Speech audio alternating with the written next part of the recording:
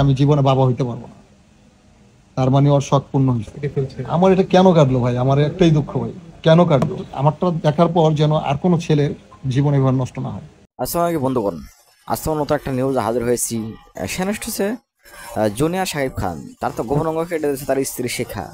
তো এই বিষয়টি নিয়ে আসলে কীভাবে কেটেছে, আসলে এই বিষয়টি আসলে জুনিয়র শাকিব খান নিজের মুখে জানিয়েছে আসলে, এবং তার অবস্থা এখন কেমন।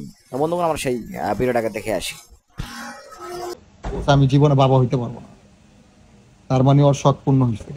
আমার এটা কেন কাটলো ভাই? আমার একটাই দুঃখ ভাই, কেন কাটলো? আমারটা দেখার পর যেন আর কোনো ছেলের জীবন এবার নষ্ট না হয়। কারণ এটা কিন্তু মূল মূল সম্পদ। এটা যদি আমার কাছে বেবি চাইছিল, আর আমি জানি যে ওর দুই ঘরে দুই সন্তান, আর হাজবেন্ড তো একাধিক ওর আছেই অনেকগুলো। তারা সবাই বাসায় আসে ভাই। আপনি বিয়ে করছেন, আপনার ওয়াইফের বাসায় যদি পরপুরুষ আসে, তখন আপনি কেমন করবেন? তখন একটু ঝগড়া হয়, আমি চলে যেতে চাই। ওই কয়, তুই আমার বাচ্চা দিবি না, তোর বাচ্চা জীবন হইব না, আমি দেখায় ছাড়ব। আমি মনে দুষ্টামি করে ভাই।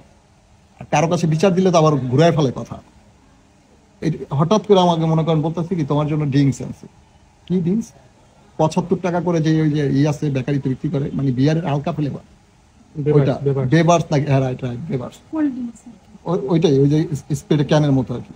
ওইটার সাথে লাল কি যেন একটা স্টিক না কি যেন এটা মিলাইছে, ওইটা নতুন ফ্লেভার। আমাকে বলতেছে এটি মিক্স করে খাইলে ভালো লাগবে। খাইলাম। একটু প্রশ্ন, শিখা কি কোনো নেশাগ্রস্ত কিনা আপনি জানেন কিনা? অতিরিক্ত নেশা করে। আমার সামনে তো ট্যাবলেট বহুত খাইছে। অ্যান্ড ও, আমি আমার আড়ালে, আমি তো বাসায় থাকি সর্বক্ষণ, আর ও থাকে বাইরে। বাইরে থেকে কি করে এটা আমি জানি না। বাইরে থেকে ও কি করে, অ্যান্ড ওর ছেলেকে দিয়ে চুরি করে এটা আমি জানি। আচ্ছা, তারপর ছেলেকে দিয়ে, আর হচ্ছে ওই যে দ্বিতীয় হাজবেন্ডে দেয় কন্টিনিউ রেগুলার।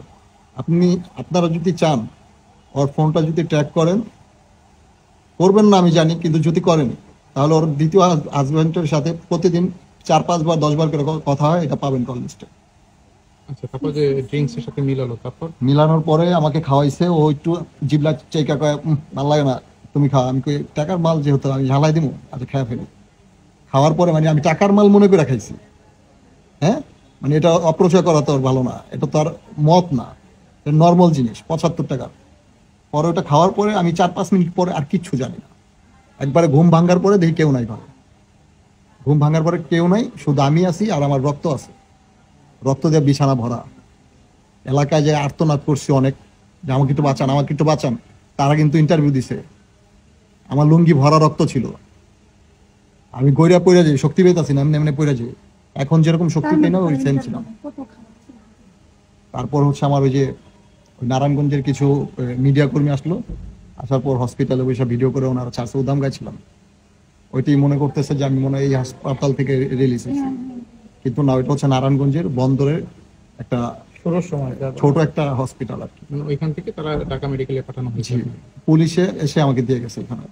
মানে এখন সার্বিক কি পরিস্থিতি আপনার? এখানে আমি ট্রিটমেন্ট ভালো পাইছি, বাট 3 মাস পরে বলতে পারবো ভাই আর কি হয়।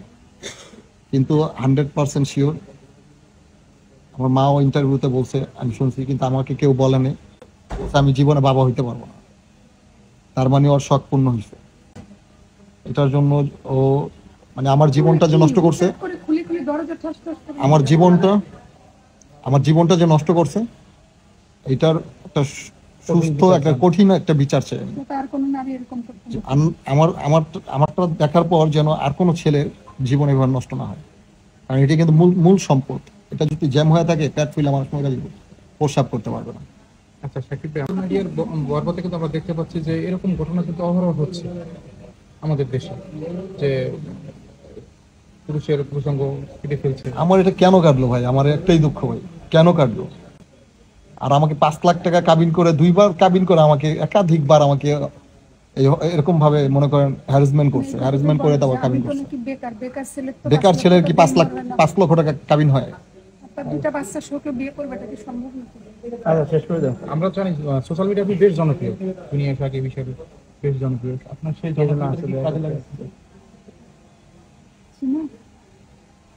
এখন ভাই আর অবৈধ টাকা, অবৈধ টাকার অনেক জোর। আমার অবৈধ টাকা অনেক জোর নেই ভাই। আপনারা নাকি নিউজ করলে নাকি অবৈধ কেউ করলে সেগুলো নাকি ধরা পড়ে। আমি দেখবো যে আপনাদের মাধ্যমে আর অবৈধ কার্যকলাপ গুলা ধরা পড়ে কিনা, এটা আমার দাবি। ধরেন আমি মরে গেছি, ঠিক আছে, তো সাকিব ভাই চাচ্ছেন যে তার কঠিন একটা বিচার করুন। জি, আর ওনার অবৈধ যে কর্মকাণ্ডগুলা এগুলা যেন আপনাদের ক্যামেরায় ধরা পড়ে। সে যে বেকার মেয়ে এত টাকা পয়সা এত টাকাগুলা কোথায় পায় সে? দুইটা বাড়ি 50 লাখ টাকার এখন বাড়ি আছে, বাড়ি 40 লাখ 45 লাখ, আর জমি আছে 10 লাখ টাকা। তার স্বামীর তো দেড় মুড় এত টাকা দেয়নি। আর আবার ওর স্বামীর একটা বাড়ি করে দিয়েছে মাওয়াস ওইটা কান্দি জসিলদা গ্রাম, গেলেই দেখতে পারবেন। ওই এলাকার মানুষ জিজ্ঞেস করলে বলবে যে ওরা গোষ্ঠী সুদ্ধা চোর, চুরি করে রেডি করছে। ঠিক আছে, অনেক লোকজন আছে। তো বন্ধুগণ, আমরা সেই ভিডিওটি দেখলাম যেখানে দেখা যাচ্ছে জুনিয়র সাহেব খান কিন্তু জানিয়েছে আসলে কিভাবে এই ধরনের কাজ করেছে তার স্ত্রী শেখা, আসলে তাকে গমের মধ্যে ওষুধ খেয়ে এই ধরনের কাজ কিন্তু করেছে। আসলে খুব দুঃখজনক বিষয়। আসলে একজন পুরুষ মানুষের পুরুষ মধ্যে না থাকে, তার জীবনটা কিন্তু শেষ হয়ে যায়। আসলে তার জীবনটা আসলে শেষ করে দিয়েছে শেখা। আসলে আমার তো মনে হয় এর কঠিন শাস্তি হওয়া উচিত, যাতে এই ধরনের কাজ আর কেউ না করতে পারে। তোমাদের কাছে কি মনে হয় অবশ্যই কোনো জানাবে। তো আজকে শেষ হচ্ছি, দেখাবো না কোনো নিউজে।